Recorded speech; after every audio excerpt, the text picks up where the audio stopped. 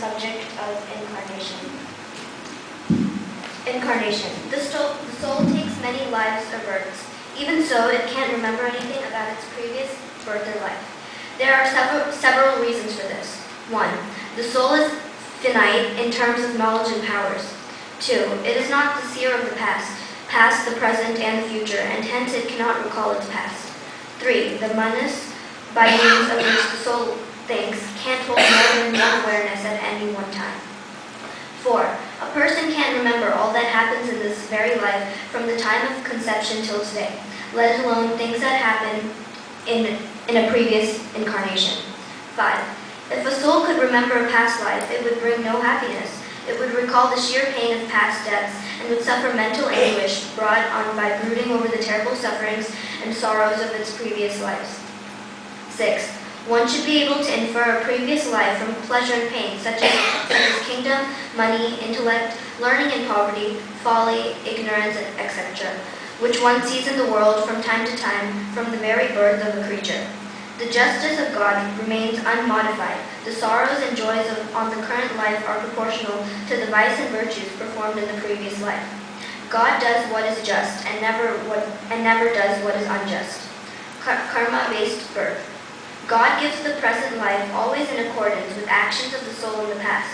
If the souls were to get pleasure and pain irrespective of its good and bad deeds, God would be unjust and guilty. The inflictions of suffering or the awarding of happiness to souls without regard to their previous acts, whether sinful or virtuous, would disgrace God. Also, God's disgrace would cause the sinfulness to grow, whilst virtue will decay. It follows, therefore, that the present life of the soul is in accordance with its past deeds, sinful or virtuous, whilst the future will be determined by its present and past modes of life, righteous or unrighteous. Human and animal souls. The souls in the bodies of men and animals are all of the same nature, but are pure or impure according to their virtuous or sinful deeds. When sin predominates over virtue in a man, this soul goes into the bodies of lower animals. And similarly, when virtue predominates over sin in the soul, it is born as a good and learned person. When sin and virtue are equal, the soul is born as an ordinary person.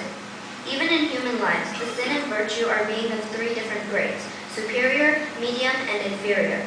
Men can be divided into 3 classes based on whether or not they are possessed of superior, medium, and inferior kind of actions and deeds.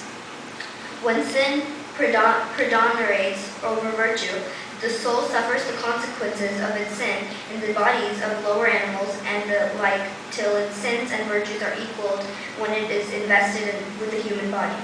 Similarly, when it has enjoyed the excess of virtue over sin, it is born as an ordinary man. Emancipation. The soul's departure from the body is called death. Its union with the body is called conception or birth. The soul is continually changed down to wheels of births and deaths, till by the practice of the highest virtue and complete absorption into divine contemplation and the acquisition of the highest knowledge, it obtains emancipation. By the practice of deeds, of the highest virtues, etc., it is born as a good and great personage among men, and being freed from births and deaths and the consequent pain and suffering, it enjoys perfect bliss and emancipation till the end of the grand dissolution. Emancipation is obtained in more than one life. Per Mundak Upanishad 2.8, when its knot of ignorance is solved and doubts cleared, the soul's evil actions are consumed and it dwells in God, which pervades both in and out of the soul. Next week we will continue on the soul in emancipation.